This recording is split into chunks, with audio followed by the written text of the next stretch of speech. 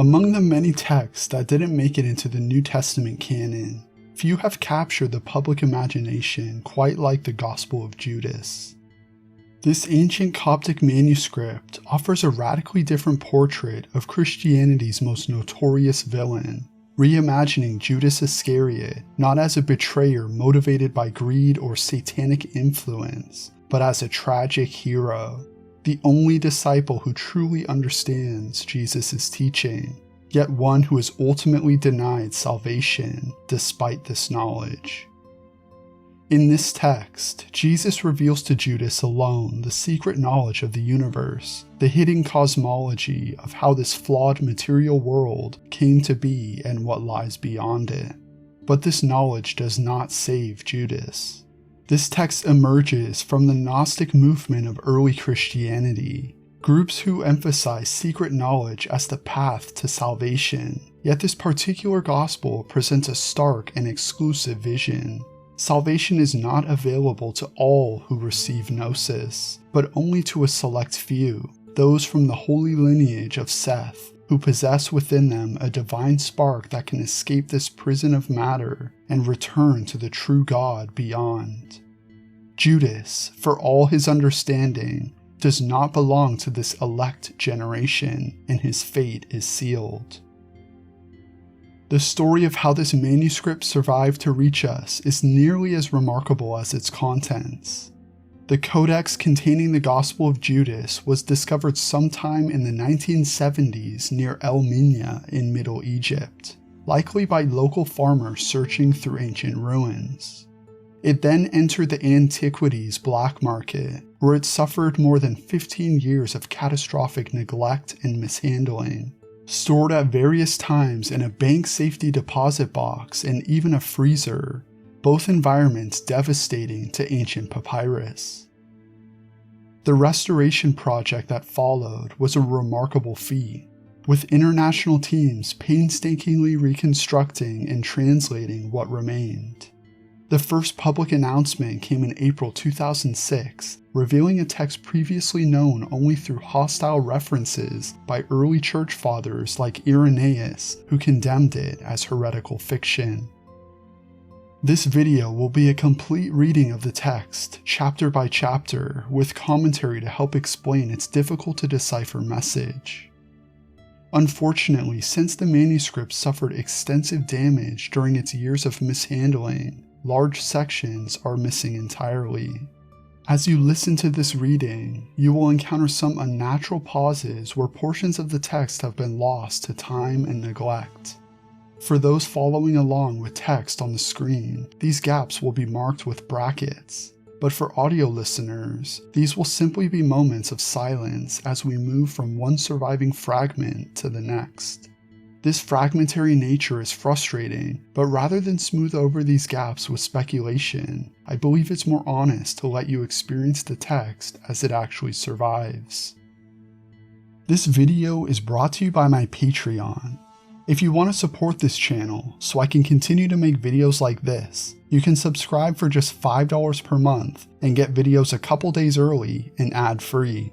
You can also become a member here on YouTube for just $5 a month and get videos early as well, but they won't be ad-free. For a one-time donation, there are links to my Ko-fi and PayPal in the description and pinned in the comments.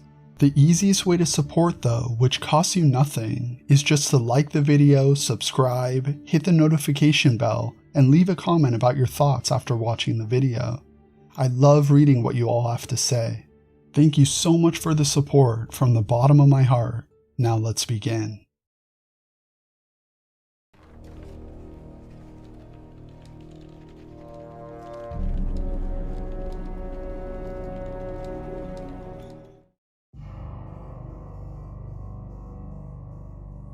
This is the secret message of judgment Jesus spoke with Judas Iscariot over a period of 8 days, 3 days before he celebrated Passover. When he appeared on earth, he did signs and great wonders for the salvation of humanity. Some walked in the way of righteousness, but others walked in their transgression, so the 12 disciples were called. He started to tell them about the mysteries beyond the world and what would happen at the end. Often he didn't reveal himself to his disciples, but you'd find him in their midst as a child. The Gospel opens by describing itself as a secret message of judgment. Unlike the canonical Gospels, which present themselves as public proclamations, the Gospel of Judas announces secret revelation available only to those capable of receiving it. The time frame matters, 8 days of conversation ending 3 days before Passover. Rather than the canonical Gospel's rapid sequence of events, we get extended private dialogues about the nature of reality itself.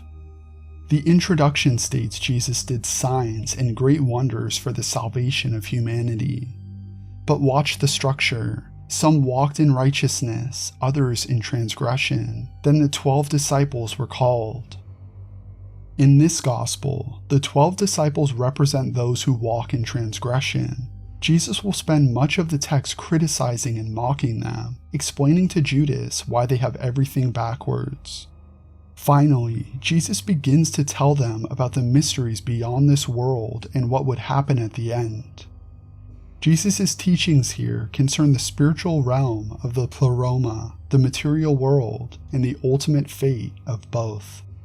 Then a puzzling detail. Often he didn't reveal himself to his disciples, but you'd find him in their midst as a child. The Coptic word could also mean phantom or apparition, hinting at debates about Jesus' nature. Some Gnostics believe Jesus only appeared human, his body an illusion, allowing a divine being to interact with matter without contamination.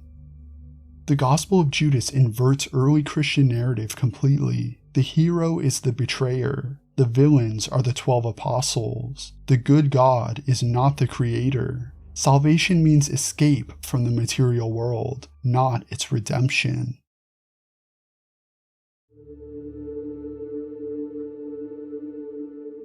One day he was with his disciples in Judea.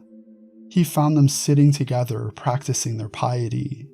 When he came up to his disciples sitting together praying over the bread, he laughed. The disciples said to him, "Master, why are you laughing at our prayer? What have we done? This is what's right." He answered and said to them, "I'm not laughing at you. You're not doing this because you want to, but because through this your God will be praised." They said, "Master, you are the Son of our God." Jesus said to them, "How do you know me? Truly I say to you, no generation of the people among you will know me." When his disciples heard this, they started to get angry and furious and started to curse him in their hearts. But when Jesus noticed their ignorance, he said to them, "Why are you letting your anger trouble you? Has your God within you and his stars become angry with your souls? If any of you is strong enough among humans to bring out the perfect humanity, stand up and face me." All of them said, "We're strong enough." But their spirits weren't brave enough to stand before him, except Judas Iscariot. He was able to stand before him, but he couldn't look him in the eye, so he looked away. Judas said to him, "I know who you are and where you've come from. You've come from the immortal realm of Barbella. I'm not worthy to utter the name of the one who sent you." Then Jesus, knowing that he was thinking about what's exalted, said to him, "Come away from the others, and I'll tell you the mysteries of the kingdom. Not so that you'll go there, but you'll grieve much, because someone else will replace you to complete the 12 elements before their God." Judas said to him, "When will you tell me these things, and when will the great day of light dawn for the generation?" But when he said these things, Jesus left him. This scene centers on Jesus laughing at the disciples while they pray over their bread.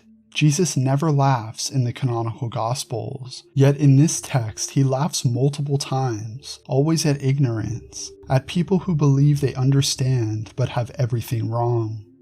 The disciples pray over bread, giving thanks. Jesus tells them they are praising your God, not our God or the God. This distance is crucial. In Gnostic cosmology, the God who created the material world is not the true God, but the demiurge, a lower being who fashioned the cosmos through ignorance or malevolence. When the disciples give thanks for bread, they worship the architect of the prison. The disciples declare Jesus the Son of our God. Jesus responds, "How do you know me? Truly I say to you, no generation of the people among you will know me." The gap is absolute. Their entire generation will never know him. The disciples grow angry, cursing him in their hearts. Jesus asks why their God and his stars have become angry with their souls. The stars represent cosmic powers belonging to the Creator's realm, not the true gods. Jesus challenges them. If anyone is strong enough to bring out the perfect humanity, stand before him. All claim they can, none can manage it, except Judas. Judas stands, demonstrating superior capacity, yet even he cannot look Jesus in the eye. This captures his position throughout, stronger than the 12, but weaker than Jesus himself. Then Judas speaks, "I know who you are and where you've come from. You've come from the immortal realm of Barbello. I'm not worthy to utter the name of the one who sent you." Barbello is a primary divine being in the Pleroma, often portrayed as a mother figure, the first emanation from the ultimate God.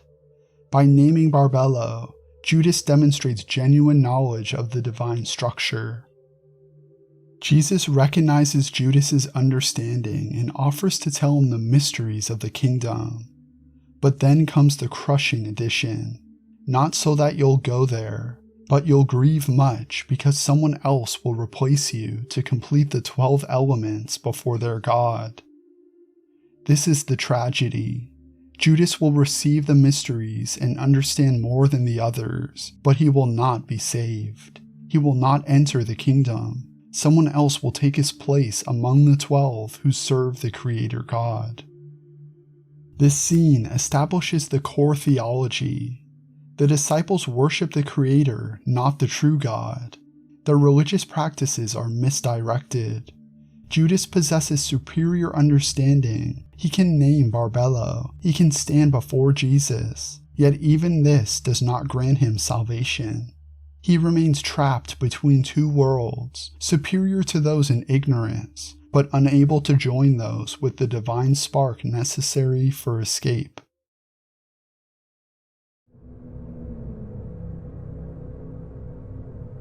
The next morning he appeared to his disciples, and they said to him, "Master, where do you go, and what did you do when you left us?"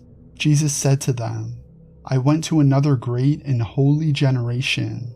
His disciples said to him, "Lord, what great generation is better and holier than us, that's not in these realms?" Now when Jesus heard this, he laughed. He said to them, "Why are you wondering in your hearts about the strong and holy generation? Truly I say to you, no one born of this realm will see that generation. No army of angels from the stars will rule over it, and no person of mortal birth will be able to join it, because that generation doesn't come from, that has become. The generation of the people among them is from the generation of the great people, the powerful authorities who, nor the powers, those by which you rule."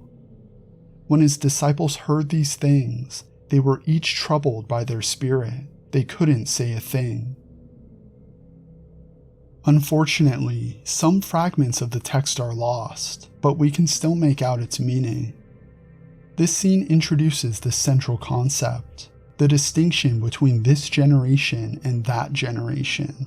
Two fundamentally different categories of humanity with completely different destinies. Jesus tells the disciples he visited another great and holy generation. They respond with wounded pride. What great generation is better and holier than us that's not in these realms? They assume they represent the pinnacle of holiness. Who could be better? Jesus laughs again, then explains, "No one born of this realm will see that generation. No army of angels from the stars will rule over it, and no person of mortal birth will be able to join it. Here is the heart of this text's version of Gnosticism, and what makes it stand out from other more hopeful versions. Humanity divides into two categories. Some people are born entirely of the material realm, conceived through sexual reproduction, animated by the Creator's Spirit, destined to die and cease to exist. Others possess something additional, a divine spark, a fragment of the spiritual realm trapped within a material body. This spark comes not from the Creator, but from the true God, from the Pleroma itself. The disciples belong to this generation. They were born of mortal parents and serve the Creator. When they die, that will be the end. The other generation consists of those rare individuals who carry a piece of the divine realm and can return to the Pleroma after death. Jesus specifies that no person of mortal birth can join that generation. You either have the divine spark or you do not. You cannot acquire it through good behavior, right belief, or religious practice. The Eucharist cannot help them. Prayer cannot help them. Following Jesus cannot help them. If you are born entirely of the material realm, you remain bound to it. The disciples are troubled in their spirit and cannot speak. Despite being Jesus' closest followers, despite their devotion and sacrifice, they cannot be saved. They lack the fundamental spiritual component necessary for salvation. The 12 apostles, who in canonical Christianity become the foundation of the church, are here definitively excluded from external life. This doctrine contrasts sharply with canonical Christianity, where anyone can be saved through faith in Christ. Paul writes that there is neither Jew nor Greek, slave nor free. The gospel is for everyone. Here salvation is restricted to those who possess the divine spark. The rest of humanity will simply cease to exist when they die. The disciples' silence speaks volumes. They have dedicated their lives to following Jesus, left everything to be with him. Now they learn it was all for nothing. They lack what is required and never will have it. Even Judas, who understands far more than the others and can name Barbello, lacks the divine spark. He too was born of mortal parents. He too will grieve because he can see the truth but cannot benefit from it.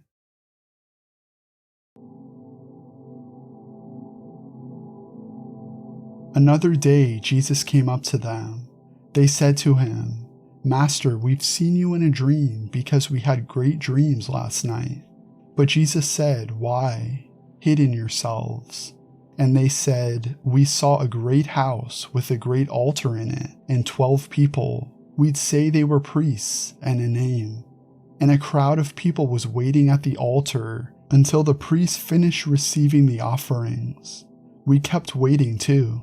Jesus said, "What were they like?" And they said, "Some fast for 2 weeks, others sacrifice their own children, praising and humbling themselves among each other. Others sleep with men, others murder, yet others commit many sins and do criminal things. And the people standing before the altar invoke your name, and in all their sacrificing, they fill the altar with their offerings." When they said this, they fell silent because they were troubled. Jesus said to them, "Why are you troubled? Truly I say to you, all the priests standing before that altar invoke my name. And again I say to you, my name has been written on this house of the generations of the stars by the human generations, and they have shamefully planted fruitless trees in my name." Jesus said to them, "You're the ones receiving the offerings on the altar you've seen. That's the God you serve, and you're the 12 people you've seen.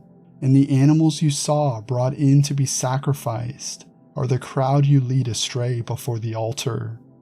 Your minister will stand up and use my name like that, and the generations of the pious will be loyal to him." After him, another person will present those who sleep around, and another those who murder children, and another those who sleep with men, and those who fast, and the rest of impurity, crime, and error. And those who say, we're equal to the angels, they're the stars that finish everything. It's been said to the human generations, look, God has accepted your sacrifice from the hands of priests, that is, the minister of error. But the Lord who commands is the Lord over everything. On the last day they'll be found guilty. Jesus said to them, stop sacrificing animals. You've offered them over the altar, over your stars with your angels where they've already been completed. So let them become with you and let them become clear. His disciples said to him, cleanse us from our sins that we've committed through the deceit of the angels. Jesus said to them, it's not possible, nor can a fountain quench the fire of the entire inhabited world, nor can a city's well satisfy all the generations except the great stable one. A single lamp won't illuminate all the realms, except the second generation, nor can a baker feed all creation under heaven. And when the disciples heard these things, they said to him, Master, help us, save us. Jesus said to them, stop struggling against me. Each one of you has his own star, and of the stars what belongs to it? I wasn't sent to the corruptible generation, but to the strong and incorruptible generation, because no enemy has ruled over that generation, nor any of the stars.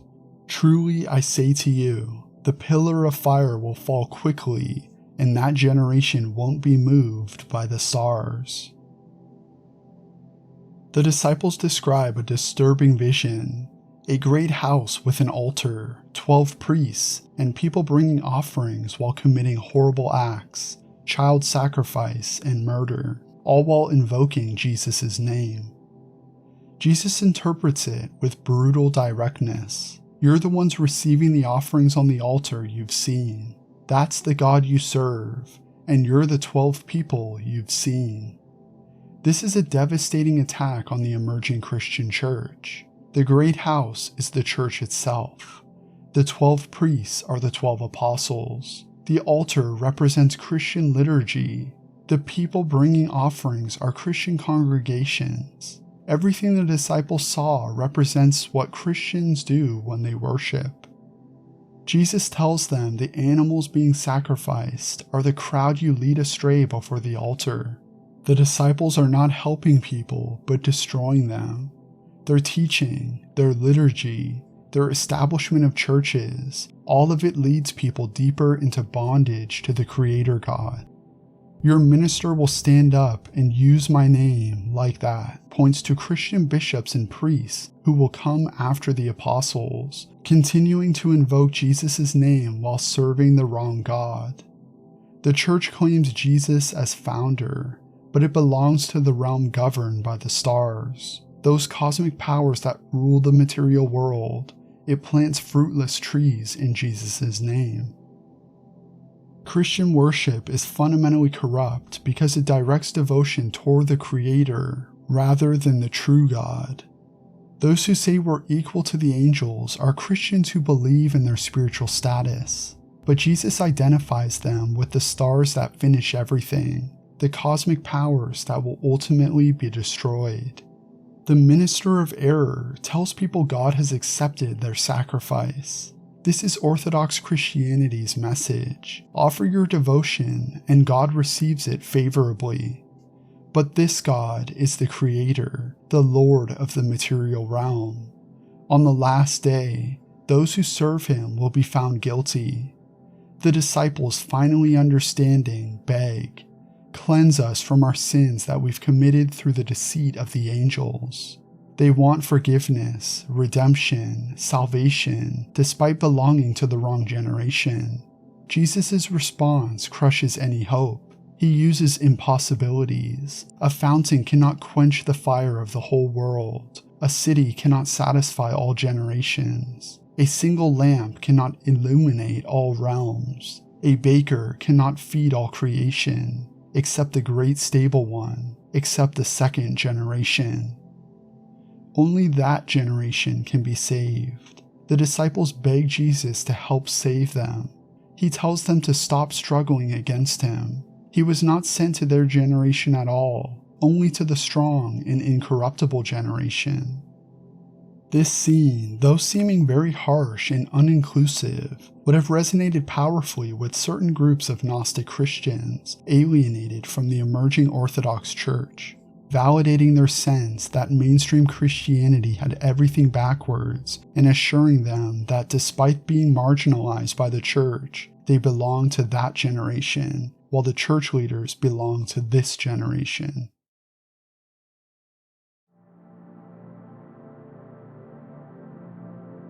And when Jesus said these things, he left, taking Judas Iscariot with him. He said to him, "The water on the exalted mountain is from. It didn't come to water the well of the tree of the fruit of this realm after a time, but came to water God's paradise and the enduring fruit, because it won't corrupt that generation's walk of life, but it will exist for all eternity." Judas said to him, "Tell me, what kind of fruit does this generation have?" Jesus said, "The souls of every human generation will die. However, when these people have completed the time in the kingdom and the Spirit leaves them, their bodies will die, but their souls will live, and they'll be taken up." Judas said, "What will the rest of the human generations do?" Jesus said, "It's not possible to sow on rock and harvest its fruit. In the same way, it's not possible to sow on the defiled race along with the perishable wisdom in the hand which created mortal humans so that their souls may go up to the realms above. Truly, I say to you, no ruler, angel, or power will be able to see the places that this great holy generation will see." When Jesus said this, he left. Judas said, "Master, just as you've listened to all of them, now listen to me too, because I've seen a great vision." But Jesus laughed when he heard this. He said to him, "Why are you all worked up, you 13th demon? But speak up, and I'll bear with you." Judas said to him, "In the vision I saw myself. The 12 disciples are stoning me and chasing me rapidly. And I also came to the place where I had followed you. I saw a house in this place, and my eyes couldn't measure its size.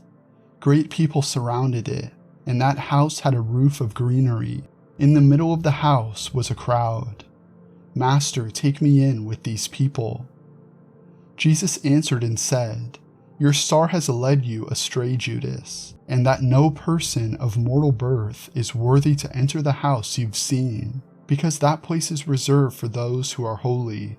Neither the sun nor the moon will rule there, nor the day, but those who are holy will always stand in the realm with the holy angels. Look, I've told you the mysteries of the kingdom, and I've taught you about the error of the stars and sent on high over the 12 realms." Judas said, "Master, surely my seed doesn't dominate the rulers, does it?"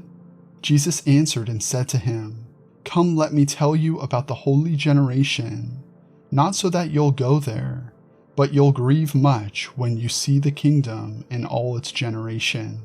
When Judas heard this, he said to him, "What good has it done me that you've separated me from that generation?"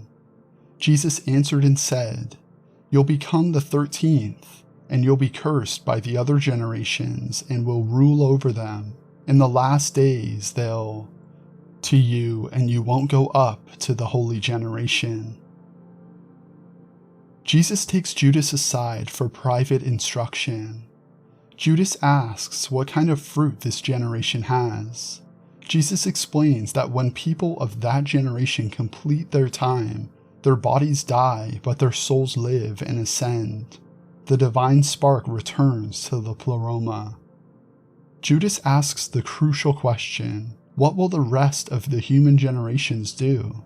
Jesus answers with a metaphor. You cannot sow seed on rock and expect a harvest.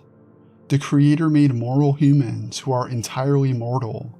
When they die, nothing continues. There is no harvest because there was no genuine seed planted. Then Judas describes a vision.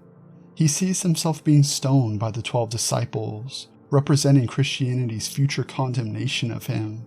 But he also sees a house of immeasurable size surrounded by great people with a roof of greenery. This is the dwelling place of that generation. Judas can see it when the other disciples could not even conceive of it. He asks Jesus to take him in with those people. Jesus refuses. Your star has led you astray, Judas. Judas's star belongs to the material realm, and he cannot lead him into the holy generation's dwelling. No person of mortal birth is worthy to enter the house you've seen. His origin is entirely material. The house is reserved for those who are holy, not those who behave morally, but those who possess the divine spark that makes them ontologically different. Judas asks desperately, Master, surely my seed doesn't dominate the rulers, does it? He wants to know if his descendants might have what he lacks. Jesus offers to tell Judas about the holy generation, but repeats the devastating qualification. Not so that you'll go there, but you'll grieve much when you see the kingdom and all its generation. Knowledge will only increase his suffering. Judas asks what may be the most poignant question in the entire gospel. What good has it done me that you've separated me from that generation? Jesus separated Judas from the other disciples and gave him special knowledge. But all this only brings grief. He has been elevated above the ignorant disciples while simultaneously being excluded from the saved generation. He occupies the worst possible position, knowledge without hope. Jesus answers, you'll become the 13th and will be cursed by the other generations and will rule over them. In the last days they'll to you, and you won't go up to the holy generation. The 12 disciples represent the material realm and its powers. Judas transcends them, becoming the 13th, something beyond their structure. He will rule over those who curse him. Yet the final phrase demolishes any comfort. You won't go up to the holy generation.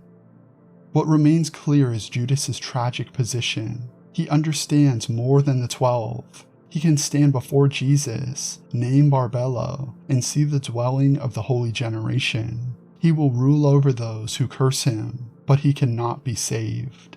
His mortal birth excludes him permanently. Knowledge increases his suffering because he sees what he cannot have. Judas's question, what good has it done me, expresses the fundamental anguish of his position. Why reveal the truth to someone who cannot benefit from it? Jesus offers no comfort.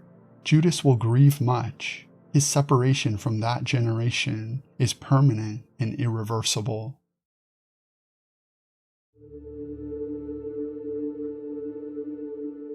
Jesus said, Come and I'll teach you about the mysteries that no human will see, because there exists a great and boundless realm whose horizons no angelic generation has seen, in which is a great invisible spirit, which no angelic eye has ever seen, no heart has ever comprehended, and it's not been called by any name. And a luminous cloud appeared there, and he, the Spirit, said, Let an angel come into being to attend me. And a great angel, the self-begotten, the God of the light, emerged from the cloud. And because of him, another 4 angels came into being from another cloud, and they attended the angelic self-begotten. And said the self-begotten, Let a realm come into being, and it came into being just as he said. And he created the first luminary to rule over it. And he said, Let angels come into being to serve it, and myriads without number came into being. And he said, Let a luminous realm come into being, and it came into being. He created the second luminary to rule over it, along with myriads of angels without number to offer service. And that's how he created the rest of the realms of light. and he made them to be ruled, and created for them myriads of angels without number to assist them. And Adamos was in the first cloud of light that no angel could ever see among all those called God. And Adamos begat Seth in that place after the image of, and after the likeness of this angel. He made the incorruptible generation of Seth appear to the 12 androgynous luminaries, and then he made 72 luminaries appear in the incorruptible generation, according to the Spirit's will.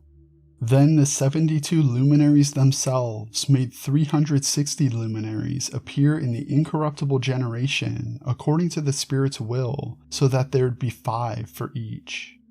And the 12 realms of the 12 luminaries make up their father, with 6 heavens for each realm, so there are 72 heavens for the 72 luminaries. And for each one of them 5 firmaments, for a total of 360 firmaments.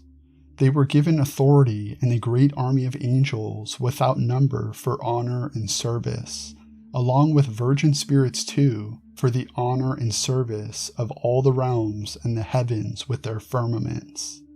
Now the crowd of those immortals is called cosmos, that is, perishable, by the Father and the 72 luminaries with the self-begotten in his 72 realms. That's where the first human appeared with his incorruptible powers. In the realm that appeared with this generation is the cloud of knowledge and the angel who's called Eleleth.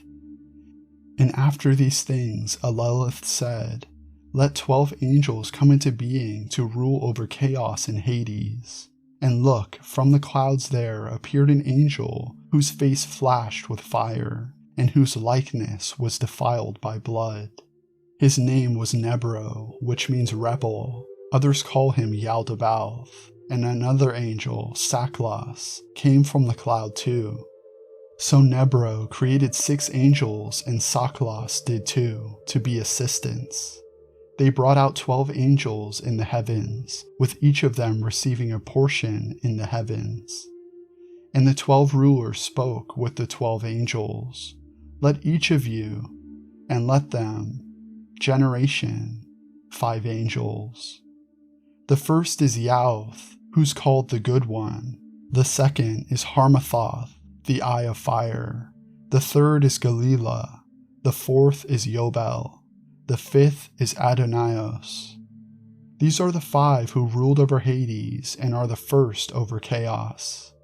Then Saklas said to his angels, "Let's create a human being after the likeness and the image." And they fashioned Adam and his wife Eve, who in the cloud is called Life, because by this name all the generations seek him, and all of them calls her by their names.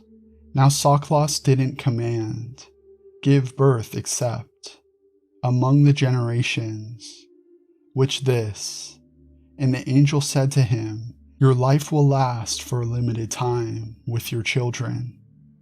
Then Judas said to Jesus, "How long can a person live?" Jesus said, "Why are you amazed that the lifespans of Adam and his generation are limited in the place he's received his kingdom with his ruler?" Judas said to Jesus, "Does the human spirit die?" Jesus said, "This is how it is. God commanded Michael to loan spirits to people so that they might serve. Then the Great One commanded Gabriel to give spirits to the great generation with no king, the spirit along with the soul. So the rest of the souls, light, the chaos, seek the spirit within you, which you've made to live in this flesh from the angelic generations." Then God caused knowledge to be brought to Adam and those with him, so that the kings of chaos and Hades might not rule over them. Then Judas said to Jesus, "So what will those generations do?" Jesus said, "Truly I say to you, the stars complete all these things. When Saklas completes the time span that's been determined for him, their first star will appear with the generations, and they'll finish what's been said. Then they'll sleep around in my name, murder their children, and they'll, evil and, the realms, bringing the generations and presenting them to Saklas. and after that will bring the 12 tribes of Israel from, and the great generations will all serve Saklas, sinning in my name, and your star will rule over the 13th realm. Then Jesus laughed.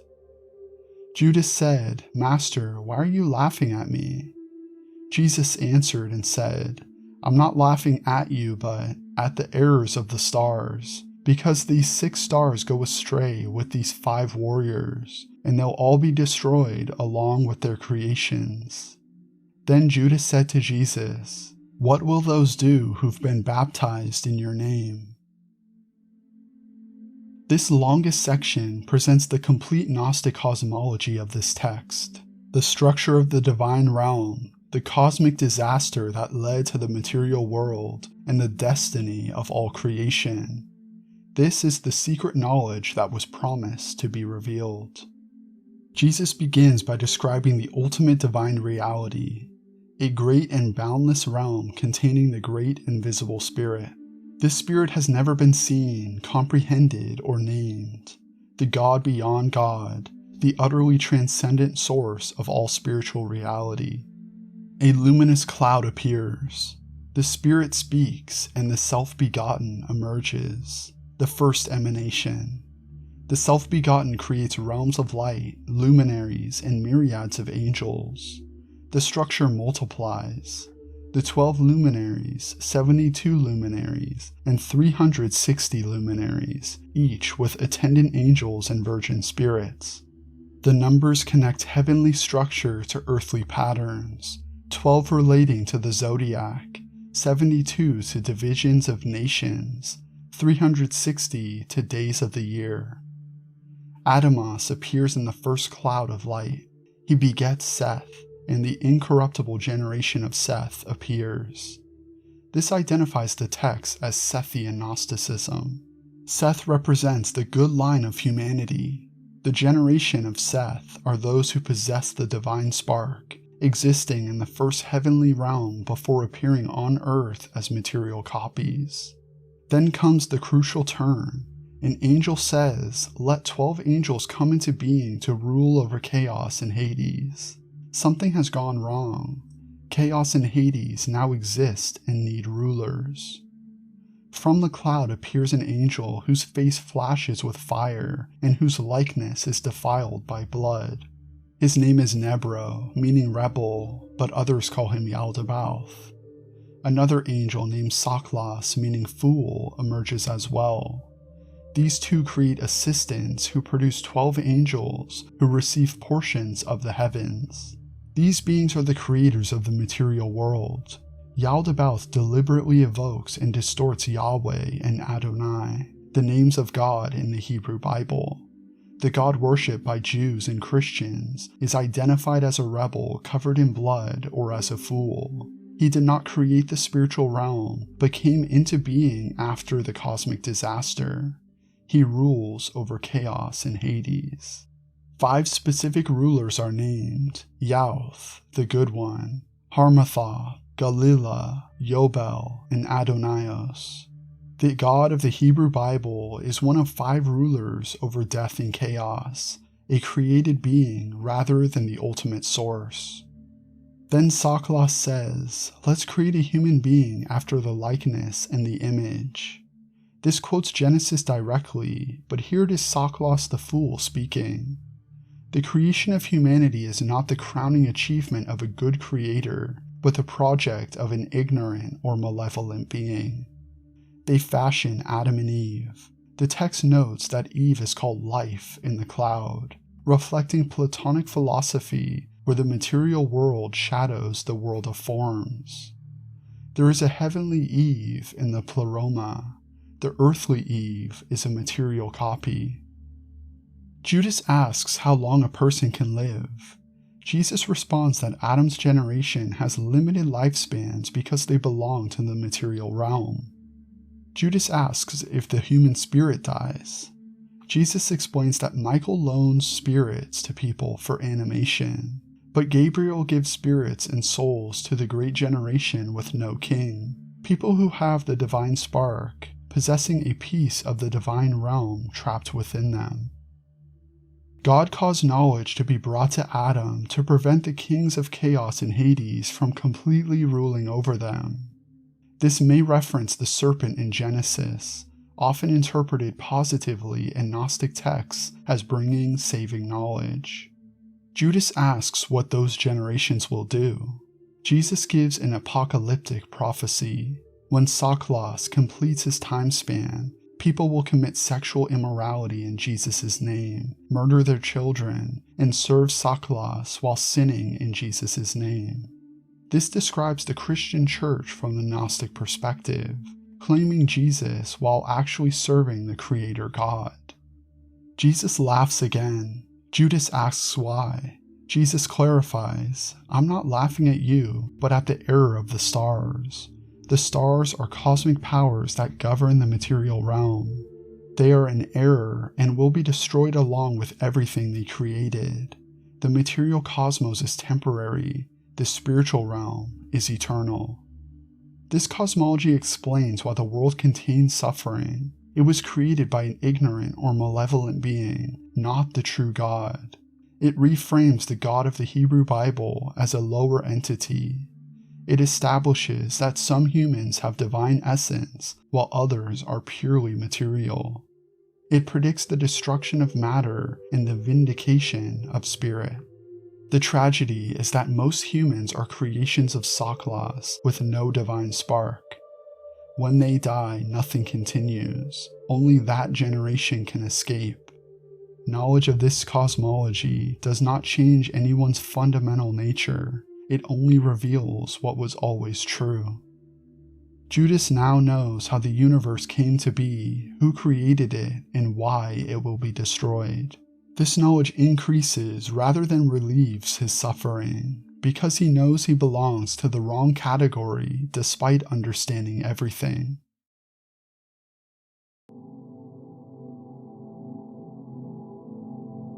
Jesus said, "Truly I say to you, this baptism which they've received in my name will destroy the whole generation of the earthly Adam. Tomorrow they'll torture the one who bears me.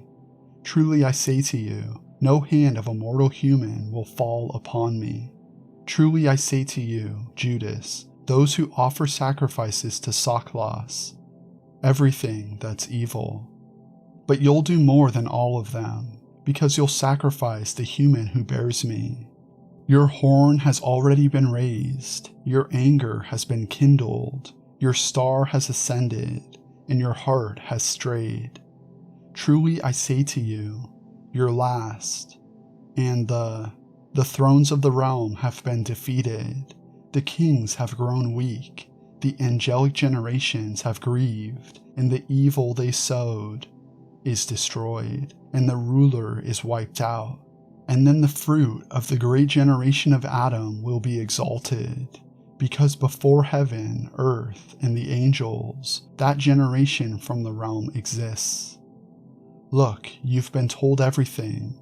Lift up your eyes and see the cloud with the light in it, and the stars around it. And the star that leads the way is your star." Then Judas looked up and saw the luminous cloud, and he entered it. Those standing on the ground heard a voice from the cloud saying, "The great generation," and Judas didn't see Jesus anymore. Immediately there was a disturbance among the Jews more than. Their high priest grumbled because he'd gone into the guest room to pray. But some scribes were there watching closely so they could arrest him during his prayer, because they were afraid of the people, since they all regarded him as a prophet. And they approached Judas and said to him, "What are you doing here? Aren't you Jesus' disciple?" Then he answered them as they wished. Then Judas received some money and handed him over to them. The Gospel of Judas. Jesus answers Judas's question about baptism with a startling declaration. Baptism in Jesus' name will destroy the whole generation of earthly Adam. In Orthodox Christianity, baptism saves. Here, baptism destroys. binding people more firmly to the material realm and ensuring their annihilation when the cosmos collapses. Then Jesus says, "Tomorrow they'll torture the one who bears me." This phrase is the theological key to the entire gospel. Jesus speaks of himself in two parts, me, the divine Christ from Barbello's realm, and the one who bears me, the human body. Tomorrow they will torture the body, but the divine essence cannot be touched. Jesus emphasizes, "Truly I say to you, no hand of a mortal human will fall upon me." Mortal humans can seize, flog, and crucify the body, but cannot touch the divine being who temporarily inhabits it. The material can only affect the material. This reflects separationist Christology found in this Gnostic text. Jesus, the man, was born and will die.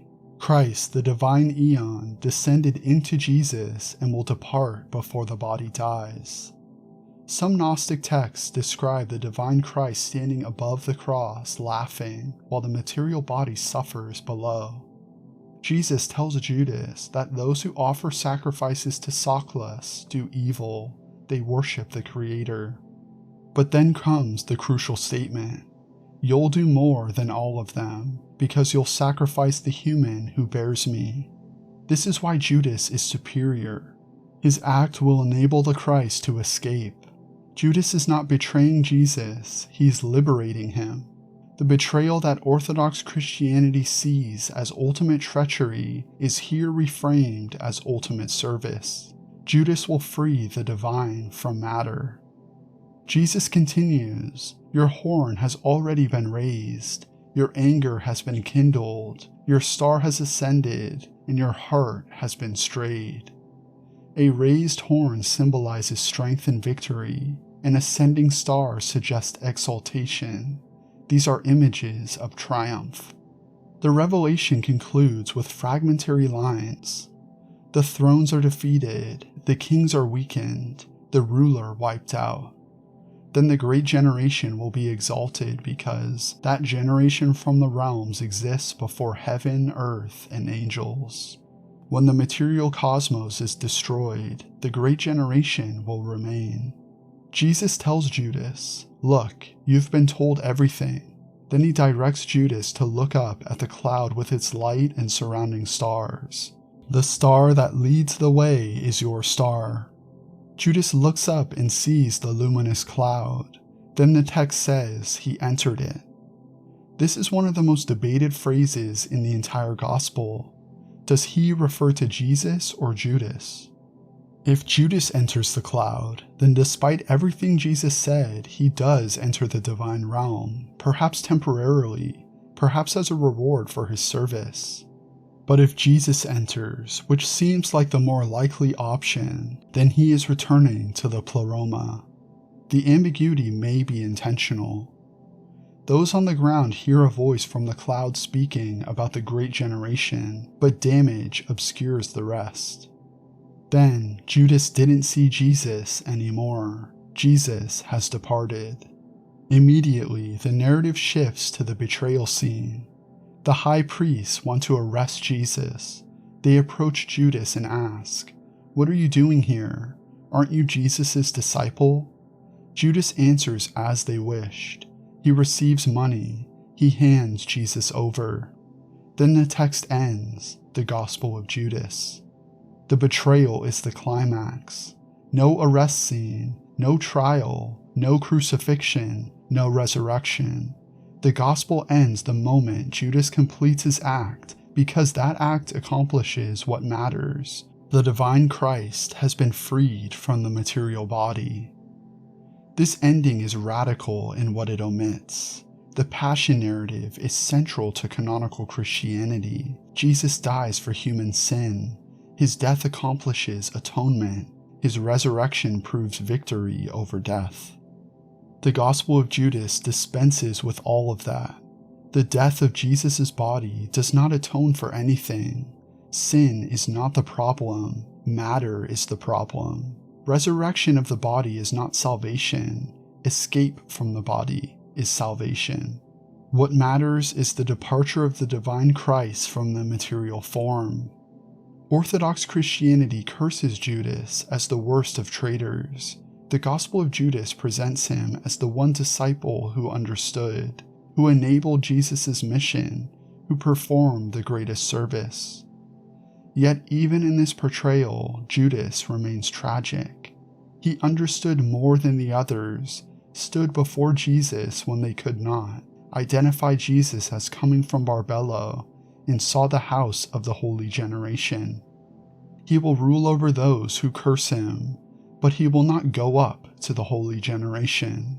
His knowledge brings only grief. He sees the truth but cannot benefit from it. He performs the crucial act but receives no ultimate reward. The Gospel of Judas differs significantly from many other Gnostic texts in ways that make it particularly stark and unforgiving. While Gnosticism is often associated with salvation through knowledge or gnosis as the key to liberation, this Gospel presents a darker vision. The Gospel's determinism is absolute. You either possess the divine spark or you don't, and no amount of knowledge, devotion, or right action can change your fundamental nature. This makes the text profoundly uninspiring compared to other Gnostic writings that offer hope through enlightenment. It forces readers to confront an uncomfortable question. What if I lack the divine spark? What if I'm simply doomed to material destruction? This Gospel also exhibits a more ascetic moral framework than many Gnostic texts, condemning specific sins like sexual immorality, language that echoes Orthodox Christianity's concerns rather than more libertine attitudes found in some Gnostic circles. This reminds us that Gnosticism is an umbrella term covering vastly different belief systems, not a unified movement. Some Gnostic texts inspire and resonate with modern readers, offering messages of liberation and self-discovery. Others, like the Gospel of Judas, present visions that feel alien, deterministic, and exclusionary. Yet there remains something fascinating about encountering these ancient beliefs, understanding what people thought, how they made sense of suffering and injustice, and how these ideas shaped their lives. The Gospel of Judas may not offer hope, but it offers a window into a radically different way of understanding Jesus, salvation, and the nature of reality itself. I wanted to make this video because I find the Gospel of Judas fascinating. The idea of inverting Christianity's ultimate villain into a tragic hero is compelling. But as I work through the text in detail, I have to be honest. Much of it doesn't resonate with me personally. Its stark determinism feels uninspiring, and some of its tangents, especially on sin, feel very of their time in ways that don't connect with me at all. That said, I still think it's worth exploring and understanding. Let me know in the comments whether you agree.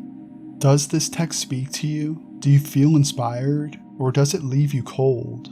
I'm curious to hear your perspectives. Thank you so much for joining me. As I mentioned in the beginning, if you would like to support the channel, you can join my Patreon for just $5 per month and get early access to videos. For a one-time donation, there is a Ko-fi and PayPal link in the description and pinned in the comments. But the easiest way to support is just to like the video, subscribe, and hit the notification bell so you don't miss a future video. Check out my website, Oculus.com, and the other history channel I narrate for called Folks of Yore. Again, thank you so much for watching. Until next time.